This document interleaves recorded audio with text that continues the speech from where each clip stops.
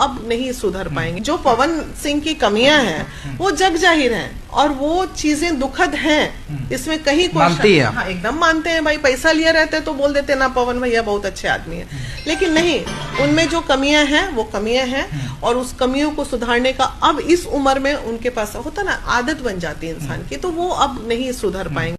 जैसा कि आप लोग इस वीडियो में देखें कि जो हमारे भोजपुरी इंडस्ट्री की जो आपस में जो झगड़ा हो जाता है उनको ये आपस में बुला करके समझाते हैं और मिलाते हैं, जिनका नाम है मीना मानवी, और जो वो है वो पवन सिंह के बारे में कुछ बोले हैं और क्या कुछ बोले हैं इसी सब के बारे में बात करने वाले हैं इस वीडियो में। तो इस वीडियो के लास्ट तक बने रहे, देखते रहें, और जो लोग भी मेरे चैनल पे नए हो चैनल को सब्सक्राइब कर सकते हैं। जैसा कि आप लोग इस वीडियो में देखे कि जो मीना मानवी थी वो पावर स्टार पवन सिंह के बारे में बोल रहे हैं कि अब जो पावर स्टार पवन सिंह का जो नेचर है वो कभी नहीं सुधरेगा और जो पवन सिंह का जो आदत है वो कभी नहीं सुधरेगा। ये बात मैं सही बोल रहा हूँ, मैं ये बात 100% लिख करके दे रहा हूँ कि अब पावर स्टार पवन सिंह का जो नेचर है वो कभी नहीं बदलेगा।